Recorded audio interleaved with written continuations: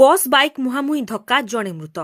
ବାଲେଶ୍ୱର ଜିଲ୍ଲା ବସ୍ତା ଥାନା ଗାନ୍ଧୀ ଛକ ବାଲିଆପାଳ ରାସ୍ତାର କୁଡ଼ିଆ ବିଦେଶୀ ମଦ ଦୋକାନ ସମ୍ମୁଖରେ ବସ୍ ବାଇକ୍ ମୁହାଁମୁହିଁ ଧକ୍କା, ବାଇକ୍ ଚାଳକ ମୃତ।